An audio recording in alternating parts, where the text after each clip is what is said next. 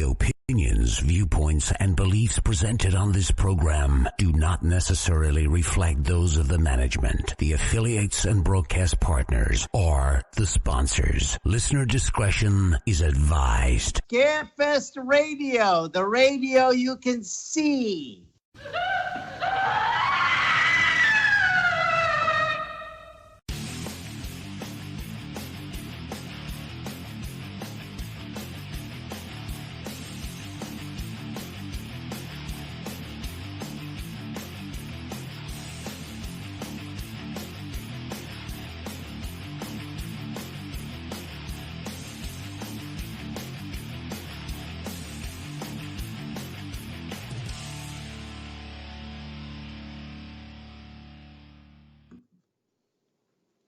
And hello everyone, and welcome to Scarefest Television. The original broadcast date is October 9th, 2020.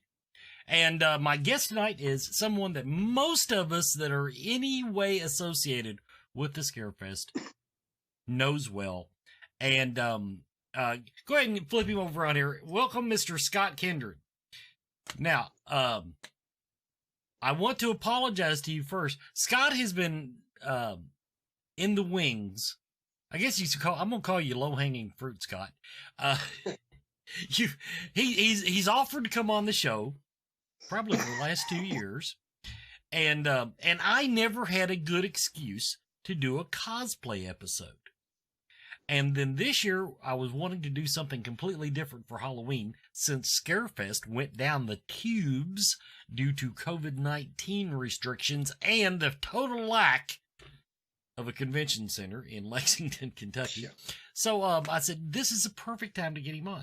And then we're glad you got over your illness last weekend, Scott, and welcome to the show. I appreciate you having me. Once again, I have to say I'm sorry. Cosplay is it's actually a hard interview normally. Now I've made more notes for you, dude, than I do most people because I need something to kind of keep my flow going here, because you and I've been friends for God, what, 5 years, 6 years? I don't know. At least. Let's broach that. How long ago? What year? Do you remember what year you actually became how can I put this? When did you start going to Scarefest, and when did somebody see you wandering around and go, oh, you want to be a part of us? Oh, gosh. I think my first year that I started coming was probably that's a good question. I'm trying to think who was there that year, my first year that I came. And I want to say, it was probably a year or two before Ken Kurtzinger was there. Dan, I don't remember when he was there, so that was completely unhelpful, dude. You actually, it was like the fourth or fifth year. Okay, fair enough. Now, I take it you attended a few times before you got your traction and someone saw you standing in the corner and said, hey, come work for us? It was actually the first year that I came that I got noticed and kind of met with Patty, and then just kind of came on the year thereafter, I believe, if memory serves me correctly. Because of course, back when Patty had it, she was running around doing her thing, and I think it was like a year or two afterwards that I got involved. Okay, 2013. From the chat room, Mr. Jake Godbold, who knows everything Scarefest and everything movie related. 2013. Jake, how do you even store that type of knowledge? I barely remember how long I've even been podcasting, let alone way to go, Jake. Yeah, he's on the ball. Now back then, were you doing the Freddy character? Is that what kind of caught their attention? Yeah, I've always done Freddy, and as one of the characters I Right. do, but Freddy is just, I tend to get more attention because of how I portray him. I think is that, I'm not just your typical walk around sweater type guy. I like to think that I have more interaction. You do. And That is actually one of the points I wanted to cover. Now, like I said, I've known you several years. You're a mild-mannered guy. When you put on that hat and sweater and latex mask, you are a different person. Oh yeah. Um, And it's about becoming the character. Yeah. So, do you find that now you're part of a cosplay group, and I'm sure you, as long as you've been doing this, you know lots of cosplayers. Do you find that to be a universally true thing other than, now here, let me preface that. To people like me that like to get drunk, I consider New Year's Eve to be amateur hour, okay? In other words, the people that show, get plastered on New Year's Eve, it's like, yeah, you're old hat. Now, I was told once by actually a semi-professional cosplayer that they looked at Halloween the same way. So in other words, people that only dress up once a year, it's fun, great. They're not making fun of them. They're just saying, that's not the same thing. So in cosplay, I realize we get a lot of people that Scarefest is their cosplay thing. In other words, that's the only convention they'll go to all year with the costume on. But do you find that most cosplayers that actually do this on an ongoing basis, do you find that they're the same way, that when they put their mask on or their suit or whatever they're doing, that they take on that personality, or at least a different personality? I think some do. I mean, I think some do it for, just for as a hobby, if you will. And, Right.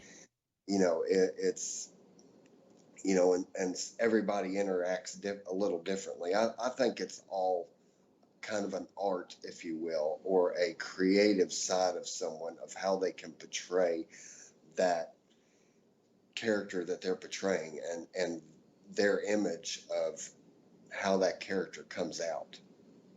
Now you mentioned that Freddy was at least one of the first characters you did at Scarefest. Let's go way back in time. What is cosplay something that, I hate to say that you've always done it. I don't know if it even counts when you're a kid going trick or treating. But when did you start taking cosplay, we'll call it, seriously?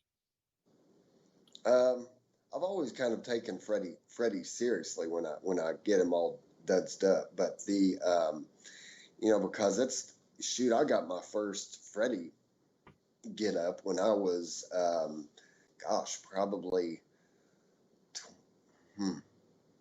probably in my early 20s, and got my first mask and hat and the whole 9 yards, and of course, back then we were all young and, like to have our fun around Halloween. I'd always say, I'd come out at the door, hand out candy, and scare the kids, and first thing they would do is drop their candy and take off. So that was my collection for the year.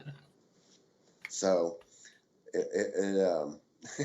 that's where it all started. And as far as taking it more serious is when, many years ago, when I really started to develop more into the character and kind of built my skills, if you will, on him, and got the voice down better, and so on. Now let me expand on that. The outfit you wear now is pretty much screen authentic. In other words, the raggedy ass sweater, you've got a top quality mask. When you first embraced that character, just talking about the outward appearance, we'll get into the personality second. As far as the outward experience, where did you start with that character? Where did I start? Meaning, did you just happen to find a sweater that looked kind of like his? Did you go to Oh no, I've went Spirit through Halloween and buy a cheap ass mask? I mean, or did you dive into it full on? No, I dived into it full on. You know, all the way down. To me, if you're going to do it right, do it right the first time. And I should try that. sometimes it just gets better over time, over the years. You know, you improve on it, you improve your props, you improve your look, you improve your, you know, and granted, there's many Freddies out there, and no discredit to them whatsoever. But I mean, I myself, I tend to embrace it a little bit differently than most. You know, with some of the props I have or some of the looks that I have during the convention. Question from the chat room. We do want to find out. Now, what was, okay, you said it. Freddy was your go-to drag me in character. What was the appeal to you for Freddy? I always liked his personality and his humor. His humor was always right there with me, and the way he could be silly but yet scary at the same time, or have that just dry Freddy humor, I guess, if you will. Now, Jake wants to know. Well, shit, it scrolled. When you see an ad for awesome Freddy mask for $50, what goes on in your head? Oh shit. I laugh at it. There is no such thing. Either you're all in or you aren't. And I've seen those on Facebook and just laugh about them because there is no way. Well, now I'm intrigued. What does a decent Freddy mask cost? I mean, you could get on eBay or something and probably look them up. You know, years and years ago, I've owned all mine for many, many years. And, you know, I've got like two big masks, 3 gloves, two or 3 sweaters, that type of deal. And I'm very vested in it. And, you know, a mask, like, depending on the quality you want, you know, where the theory comes in, you get what you pay for. Very much so. If you let's say your house burned down tomorrow, what would you expect to pay for your next Freddy mask? Oh God. A good quality one. I mean, I would say that would be good enough to suit you. Suit me or suit Jake? No offense, Jake. One that would suit you, Mr. Kindred. Probably anywhere from, I don't know, depending on how lucky you get at the right place at the right time. But I mean, a good quality mask can run anywhere from $400 or $500 up. Okay, with that, we will go to commercial break. Everybody, we'll be back with more Scarefest Television in just a moment, and our guest, Scott Kindred.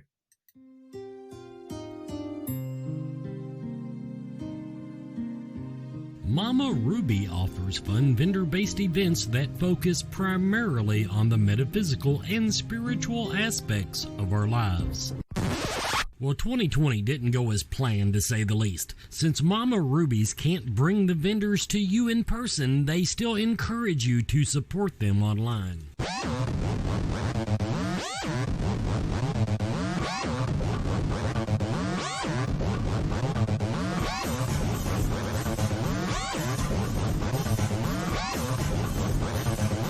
For links to these and other outstanding artists, craftspeople, vendors, and psychics, visit mamarubies.com and click shop.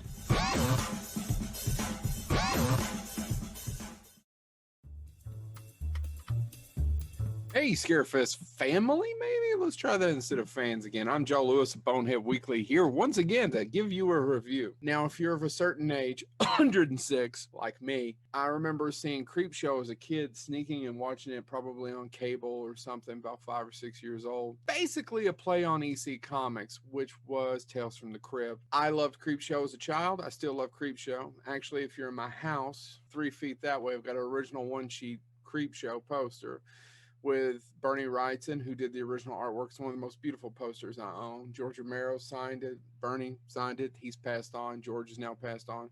And it's the one poster I have that's actually signed by Stephen King. That's another story for another day of how I got that done. They made a Creepshow 2. Some of it's not bad. They made a Creepshow 3. I've never even bothered to watch it. Back to the series. It's pretty good. Some of the stories are about Joe R. Lansdale, Joe King. Some people call him Joe Hill, but his actual real name's Joe King. Stephen King has a story there, The Gray Matter, that has an all-star cast: Adrienne Barbeau, Tobin Bell, Giancarlo Esposito. Some of them are really good. I'm going to go through the list of what I like. So there's only six, Joe. This is 5. There's only 6 episodes, and each episode is about 45 to 47 minutes long, and they have 2 stories in them. So you're basically getting 12 stories, 12 episodes, in my mind. They do a really good job of capturing what Creepshow was like, getting that whole EC Comics vibe, having the creeper introduce them, not talk of laugh, using the animation to their best. There's a werewolf episode where they can't afford the transition from a man to a werewolf. So when he starts to turn, they change the animation for the transformation. It does suffer from the budget. It is really low budget. DJ Qualls is in an episode, if you know Supernatural. A couple of them are directed by Greg Nicotero, the famous KNB effects Nicotero. If you're a fan of The Walking Dead, he directed a lot of The Walking Dead. Does the zombie schools. He's the one with the cool long hair. John Harrison, who worked on the original Creepshow, Dawn of the Dead, went on to be a director in his own right, directing the Dune miniseries. It has a lot of talent behind it, and like I said, a lot of good authors lend their stories. Here are some of the episodes I really liked. The House of the Head, which is written by John Harrison, is really creepy. There's a head in a girl's doll house, and she keeps moving it, and it keeps terrorizing the dolls. It's a little zombie. Another one I really liked was called All Hallows Eve, and it follows around 4 kids on Halloween, and I'm not going to give away anything. There's a couple of them that kind of suck. Some of them just suffer from their such low budget. The last one is, I'm a huge fan of The Monkey's Paw. I direct, and I'll never show it to you, but my first short film when I was 16, 17 years old was an adaptation of The Monkey's Paw, and they have their own here. It's called Night of the Paw, and it has Bruce Davis, and Bruce actually has been to Scarefest before. Look him up if you're not familiar with him. He was in the original Willard film. There's some name actors in this. Jeffrey Combs, David Arquette. Should you check out Creepshow if you haven't already seen it? Yeah, I've liked it a lot. It's pretty good. Now, the series has got a 97% on Rotten Tomatoes. I think that's a little high. They get what Creepshow was like, and Greg Nicotero started out working for Romero. He was, his first professional job was makeup effects on Day of the Dead. So it is kind of cool. He does a little segment about how his career's kind of, did a 360 coming back. So check out Creepshow. It's on Shudder. None of them are so awful you can't watch them. There's a couple that I didn't care for, but there's 2 or 3 that are amazing. I mean, the great Dana Gould is one called Skin Crawlers. That's pretty good about weight loss. Not that I need to lose anything. This has been Joe Lewis, Bonehead Weekly. Thank you so much. Check out Creepshow, the series on Shudder.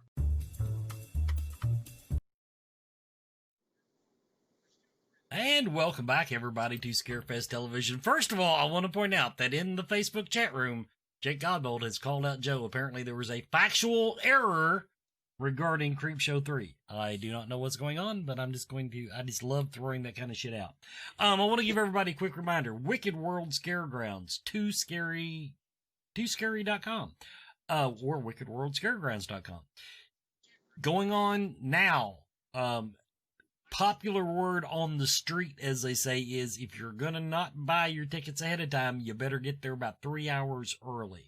Apparently, between the social distancing and the way they're doing it this year, the lines are extended.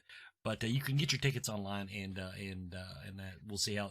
I'm not even sure how that all works. But and the other thing I want to remind everybody is, Central Kentucky Mystical Market next weekend, the 17th and 18th, if I remember correctly. Yeah, Saturday and Sunday. CentralKentuckyMysticalMarket.com. Go there. They haven't posted their list of the vendors yet, but it does give you all the details for this show coming up otherwise and in the future. Got a few of the readers already listed that you can book appointments with. And our little character, the tomb attendant, will be making his world debut Saturday for your photo opportunity. Okay, bring Scott back in. Now, Scott, one thing, and I've got a couple questions here, but now one I wanted to get into okay, we've talked about there's that famous glove, which is, once again, very, very screen accurate. Now, is that something you bought on eBay, or did you actually make that from pieces? Tell us about the glove. A friend of mine made 2 of them, in which a third friend gave me the power glove that I have today to use. And ironically, this is the one that Robert wore in his photo shoot when he forgot his glove up in his room when he was at Scarefest. Okay, it was in his room. He actually had it at the hotel. See, that's the kind of thing I would think that that the airline security would say, hell no. But, what do I know? But yeah, that was... Tell them a little bit more about that story, because that was actually one of my notes that was passed on to me. As far as Robert wearing the glove? Yes. I mean, I was, back when we had the original conference center,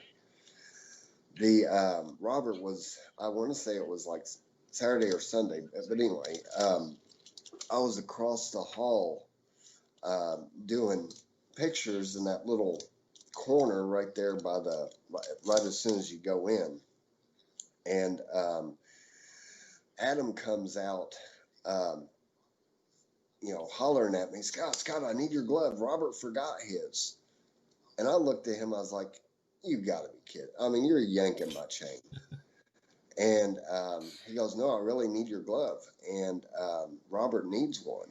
And you're the only one, I mean, you're right here, and I know you have authentic gloves, and he needs one.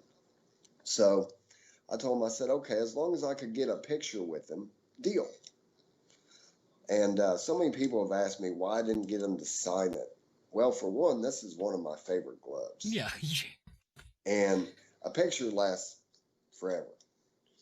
The signature might essentially wear off and whatnot.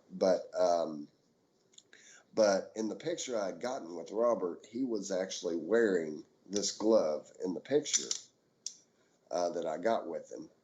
And of course I was in full get up.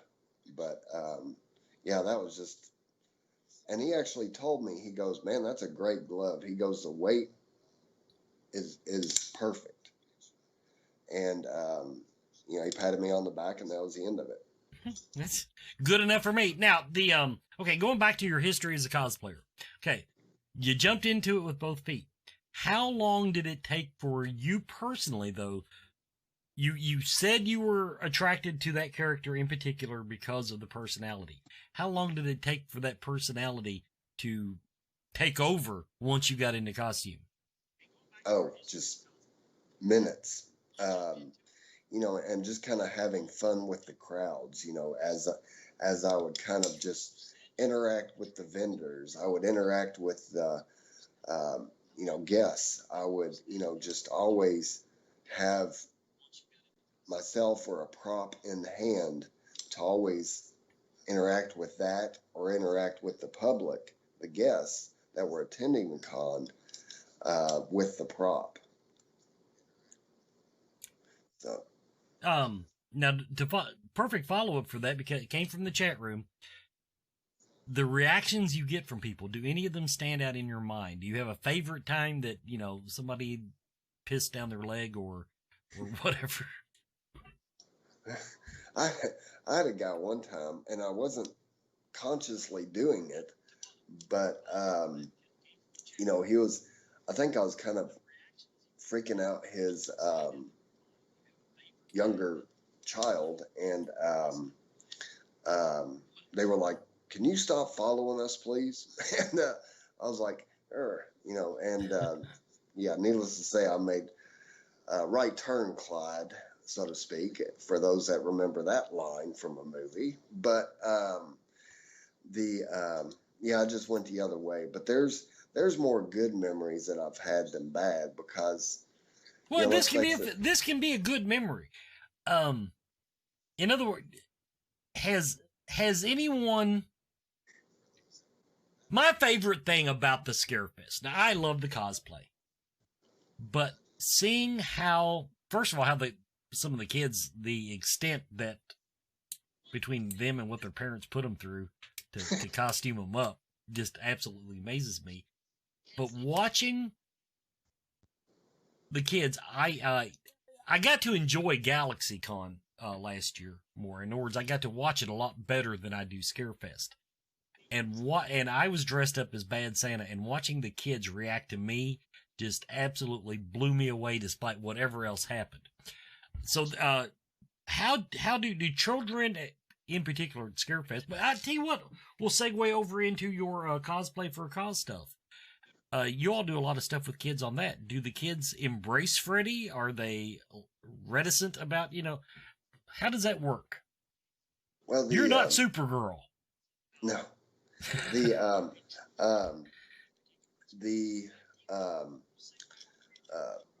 I've always been really surprised by kids, because they are always generally the first ones to come up and either hug me, want a picture with me, more so than the adults.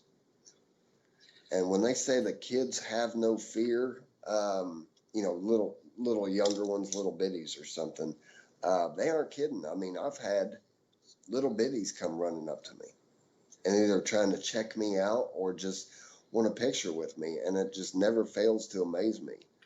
I have a picture from a little girl from Louisville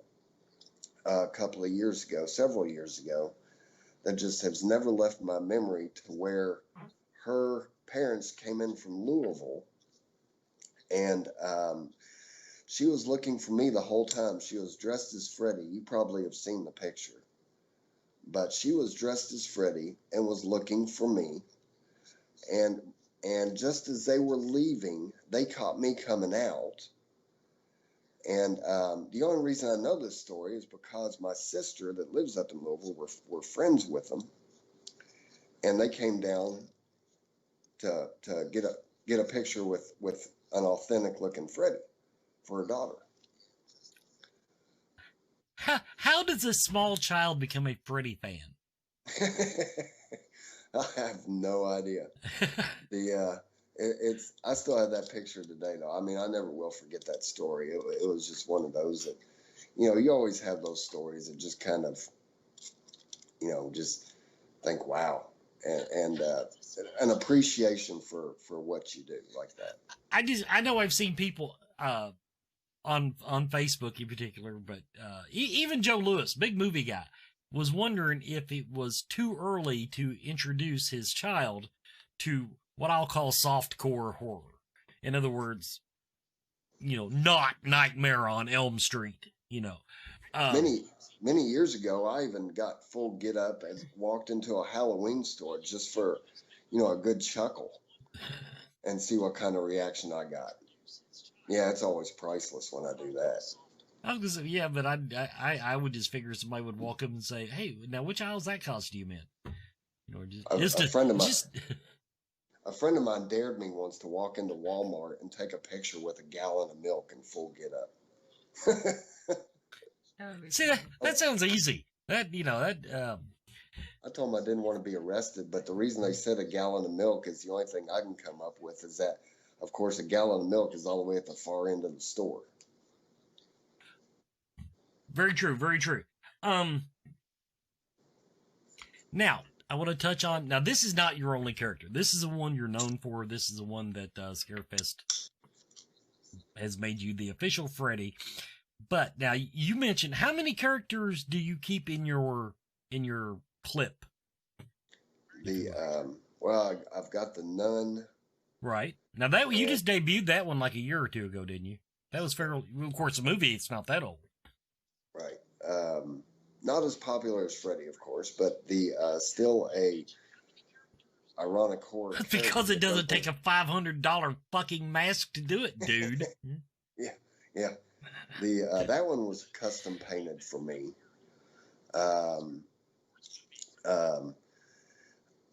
And I do Maurice, but I tend to concentrate more on Freddy because there's so many different props that I have that reference him. Right. I've got so much invested in him. All right, everybody. Let's take a hop over to catch up and catch our next commercial break. You're watching Scarefest TV. We'll be right back in a couple of minutes. Everyone is talking about CBD oil, and it seems like almost everyone is using it. The research is ongoing, but the apparent health benefits are overwhelming. If you're going to use CBD products, though, what brand should you buy? First, find out where the hemp was grown.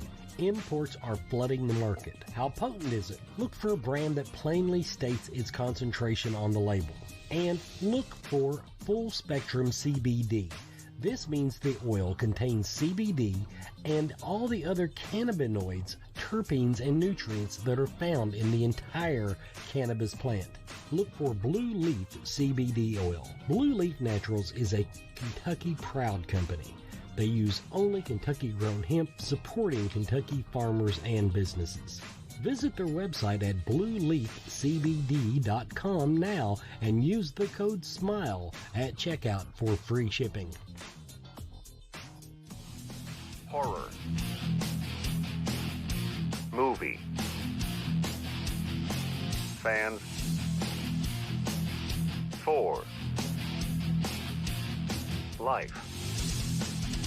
Find us. 4 News. 4 Memes. 4 Life.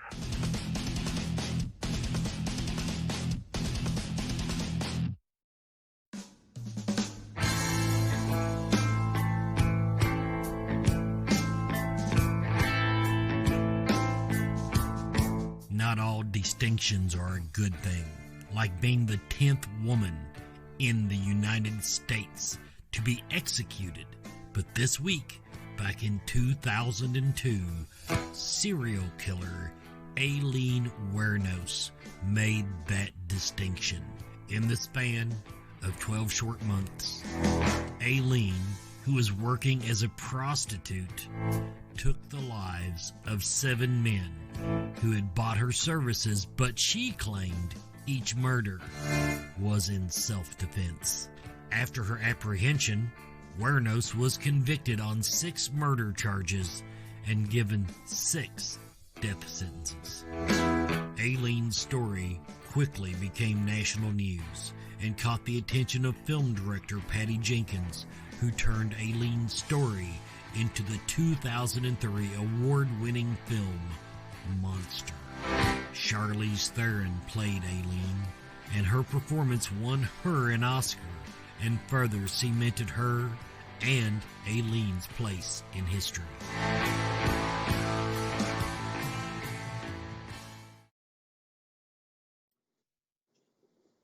And welcome back, everybody, to Scarefest Television. We're talking tonight with Mr. Scott Kindred, the official Freddy of the Scarefest.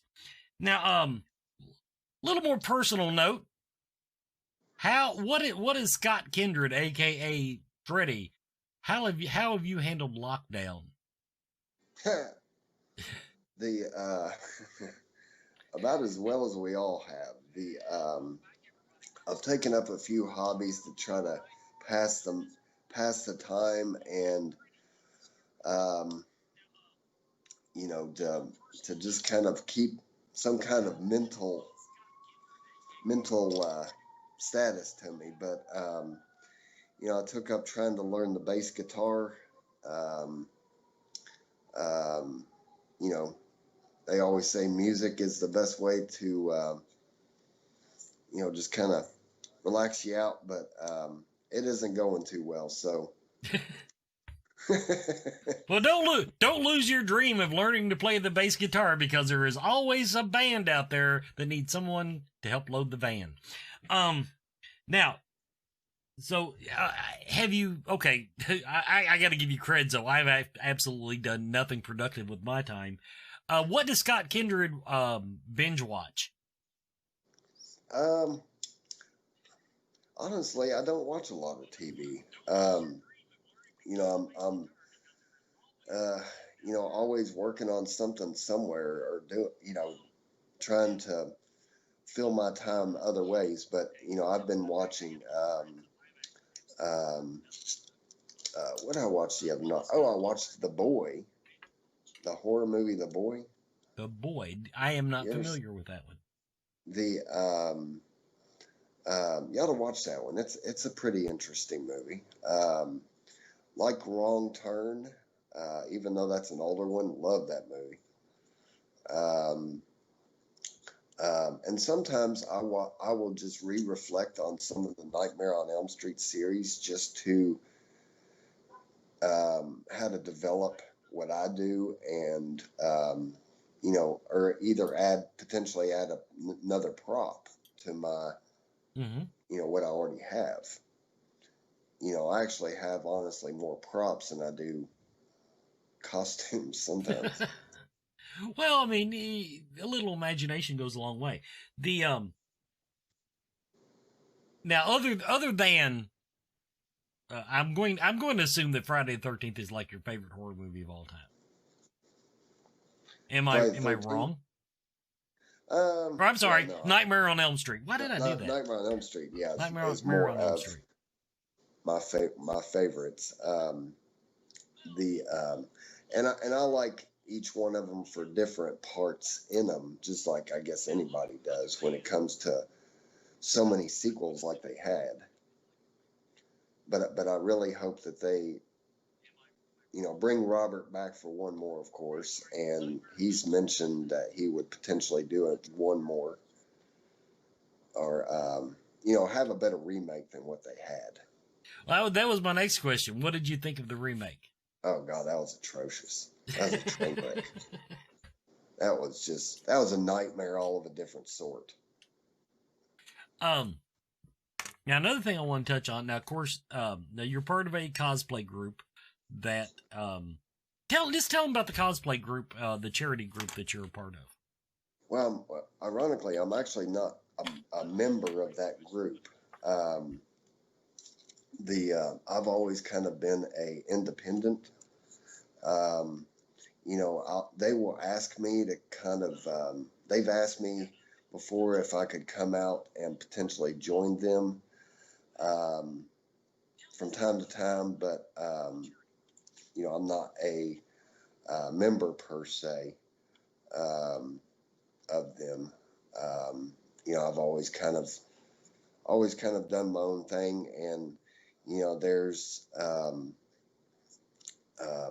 do I say, many limitations as far as me that you know, keep me from being able to do many things, as well as far as right the physicality of things, I guess. So that plays a part in it as well. Well, I know now you were on a roll last year. In other words, Scarefest wasn't the only convention that was you were hooking up with. I mean, you were actually getting some of these other cons and stuff, bringing you in as, we'll use the word celebrity cosplayer. How much of a mental toll did it take on you to have COVID come in and say, screw that. No, you're going to stay home now. Because I know, okay, now, Scott, okay, this is me personally. If I'm completely wrong, I think most people cosplay for one of two reasons, but it's actually probably a combination of both. Some people, from what I gather, cosplay because they want to, kind of like you talked about, embrace another personality other than their own. In other words, become someone else for the day. Yeah, I mean, like like I say, a lot of people do it, I think, for the hobby of it, the fun of it, it's just like you can go to, something like LexCon, and they're everywhere, and it's just people having fun Right. with their creative side. But would you agree with me that a lot of people, like myself, I'm in this bucket. The reason I do it is I'm an attention whore. I know that when I did my Bad Santa character, I got more attention. I got more people coming up to me and wanting, pictures with me and everything than I ever did just sitting in a booth at Scarefest. I don't know. Your free tarot readings got some attention.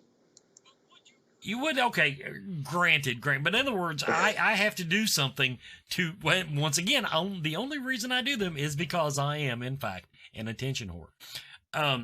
Because I can't imagine anybody trusting my advice, even though I'm scary accurate. But like most of my, see, I still have trouble embracing nerd culture, even though I grew up a nerd, because comic books, for example, as I transitioned from junior high to high school, comic books weren't cool anymore. And now these bitches are worth $40,000. Why didn't I keep them bitches? So there's a lot of reasons to do cosplay. I do want to ask you, short of buying a $500 mask, if someone wanted to embrace a character, how would you tell them to start? Oh gosh.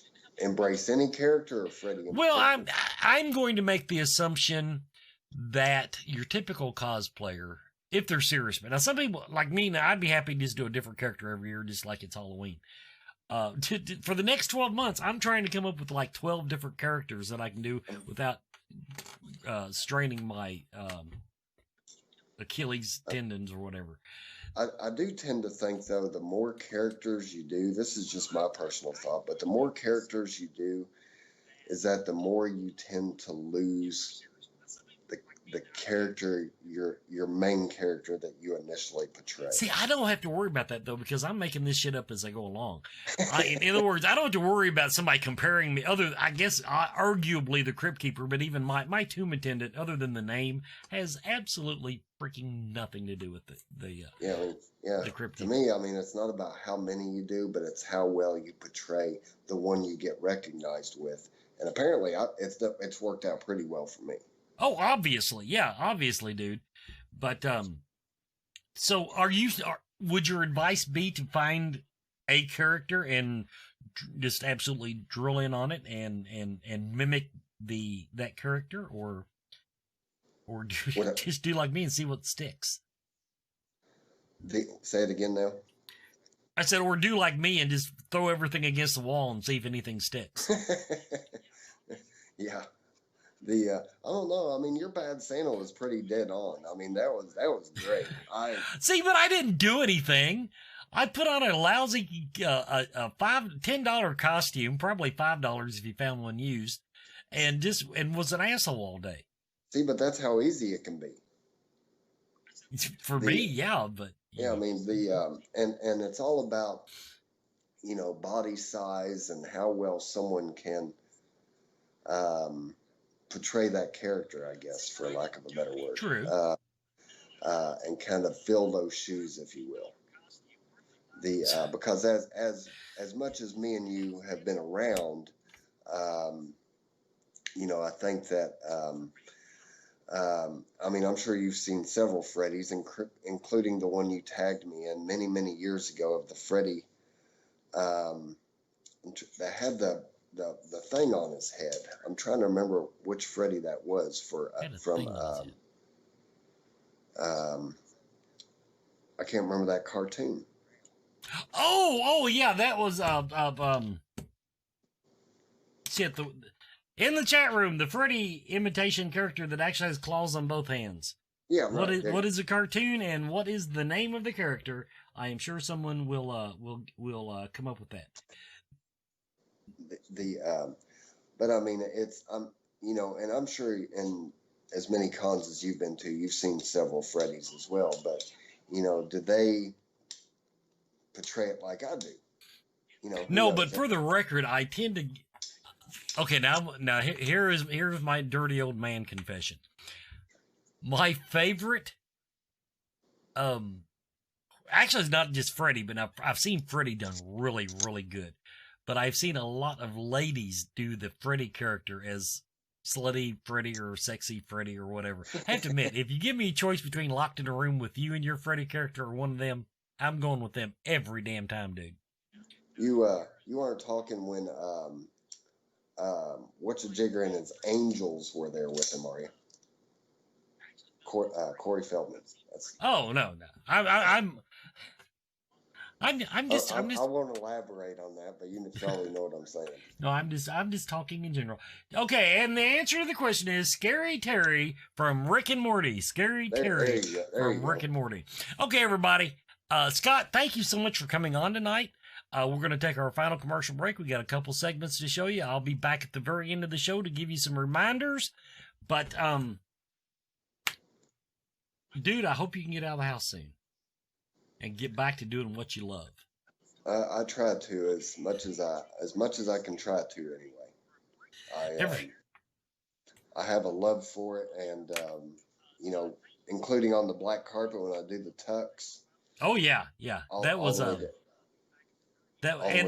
and incidentally, in the chat room, the common denominator is they're saying you're an entertainer. You're not a cosplayer. You are an entertainer. Well, you go above and beyond. I say cosplay / entertainer is what I call it. But. Fair enough. Stay humble, dude. Everybody, we'll be right back with more Scarefest Television.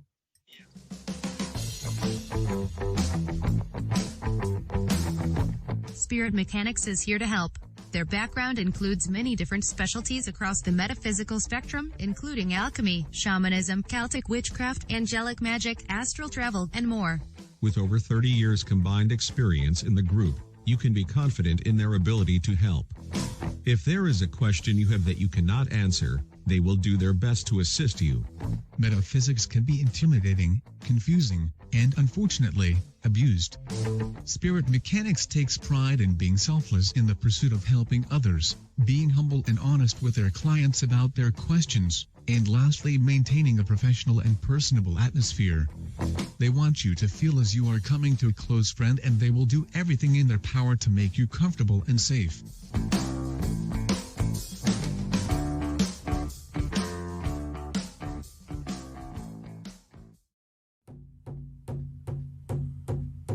When the drum beats, we hear the call of spirit.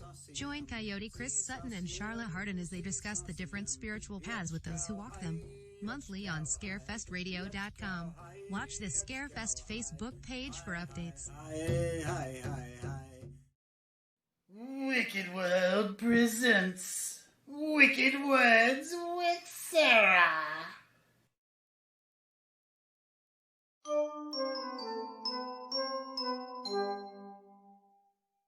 Los demonios están aquí. Didámosle sin día. Coldunis des. Hic autem et malefici.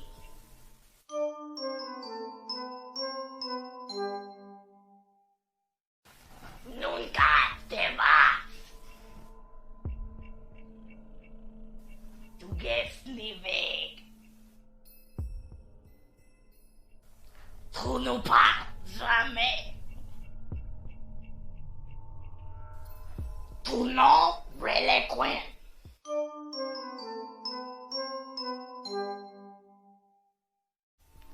Bendito si tu corazón.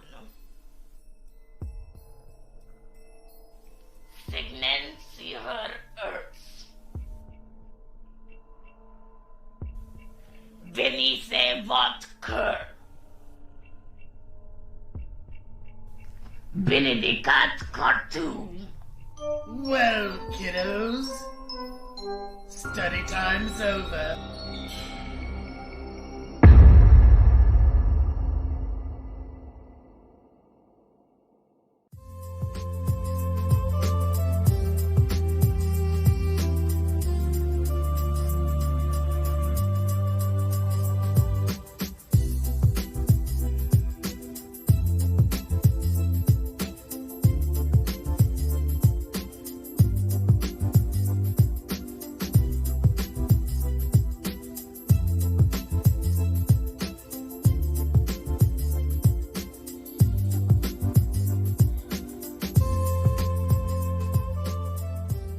G'day Scarefest fans, my name's Glenn, I'm from fakeshemp.net, and I'm here to bring a little bit of an Aussie infusion to Scarefest TV. I'm going to play a game with you, I'm going to go back in time, and I'm going to unearth a forgotten, a lost, an unknown Australian genre film that you've probably never heard of, and then I'm going to jump back into my pretend time machine to now to talk about a brand new film that you might want to keep your eyes open for. But for this first installment, I'm going to cheat just a little bit because I've chosen a 2008 documentary called Not Quite Hollywood, The Wild Untold Tale of Ozploitation.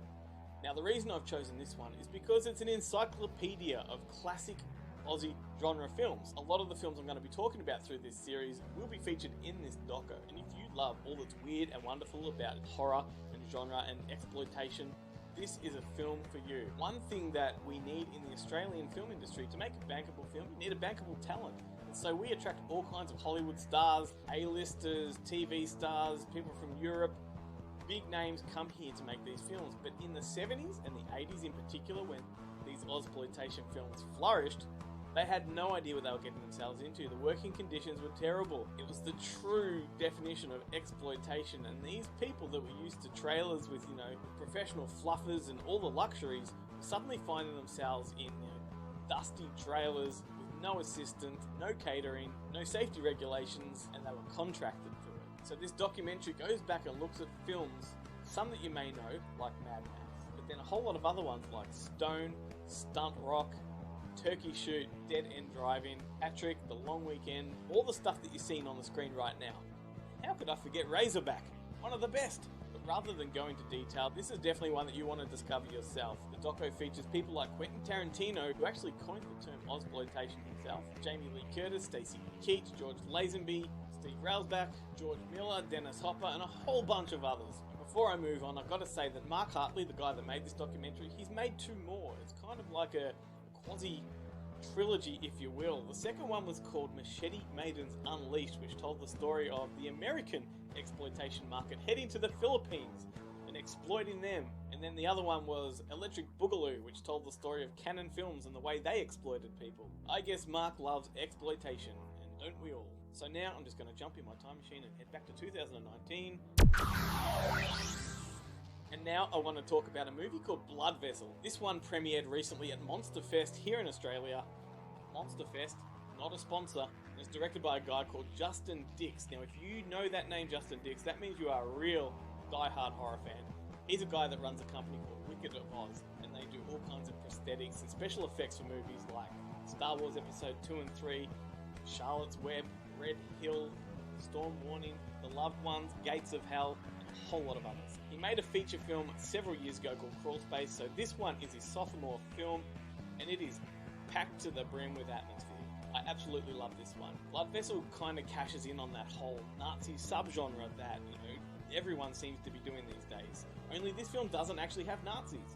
It takes place during World War II, and it tells the story of a bunch of people that are stranded on a life raft after their hospital ship was torpedoed. And when they think they're on the last dying breath, there's no more rations, they're all starting to wither away. Along comes a German minesweeper ship barreling towards them through the ocean at full speed, and somehow, in a very cool way, which I'm not going to spoil, they manage to climb aboard. But rather than finding Nazis on the ship, there's certainly signs of Nazis that were there. Instead, they find beneath the decks an entire cargo full of vampires. Now, we're talking about really classic gothic vampires. Think Bram Stoker's Dracula, think Nosferatu, that rubbery hammer horror style of aesthetic, bat-like features and all that kind of stuff. This is a massive throwback, and where this film really shines is in the atmosphere. It's mostly shot inside a real warship called the HMAS Castlemaine, and so everything is so tight and claustrophobic. Justin Dix makes use of fog machines and blue lights and red lights, and everything is so amped up on atmosphere that you feel it in your core. And then he makes really effective use of miniatures. So when we see the ship coming at the camera in the ocean, it is a miniature. But you would never know it unless I've just told you now. Spoiler alert, you might recognize a couple of the actors. Robert Taylor is one of the stars. Now he's the guy that's the lead in the TV show Longmire. A lot of people might not know that he's an Aussie. And then Nathan Phillips, who starred alongside Samuel L. Jackson in Snakes on a Plane and was one of the main guys in Wolf Creek. And there's a whole bunch of other people that are worth looking into. Blood Vessel is old-fashioned horror with modern standards of gore, lots of bumps in the night, lots of scares, and what I would just call a bloody good time. So keep your eyes open for Blood Vessel. It's currently doing the festival rounds in Europe, some festivals here. Hopefully before long it finds its way to your shores, winds up in your festivals, maybe on DVD, maybe on streaming. Fingers crossed it gets a theatrical release. And that's about all from me. So there's 2 movies from Australia that you might want to catch. Not quite Hollywood. Blood Vessel. Thanks for watching, and I'll catch you next time. And welcome back, everybody, to the last few minutes of Scarefest Television. Wanted to remind everybody, October 30th for that episode, we're going to be taking calls. I might set it up where I call out, so kind of watch the Facebook group in case we decide to do it that way. But get your ghost stories ready. I want to hear real world ghost stories. I want to hear about things you've experienced. No, I don't want to hear about your K2 meter flashing in the toilet. I don't want to hear about the EVP you caught at Waverly. No, I want to hear what happened in your basement when you were 12. We want real ghost stories coming up October 30th. I've been thinking, do any of you out there have access to get me a roll of those I voted stickers? I first of all, I'm going to steal Anita's the day we vote so I can wear 2 of them just to see if anybody notices that I have 2 stickers. But I was thinking the coolest thing in the world, go to a cemetery and put them on the tombstones. That would just be such a classic thing to do with I voted stickers. Now, Central Kentucky Mystical Market coming up next weekend. Don't forget, go to centralkymysticalmarket.com for more information, or look them up on Facebook. They've got a group, they got a page, all kinds of stuff. Wicked World Scaregrounds is in their prime right now. Look them up online, Wicked World Scaregrounds. And that's what I got tonight. Everybody, hope you enjoyed the show. We'll be back next week.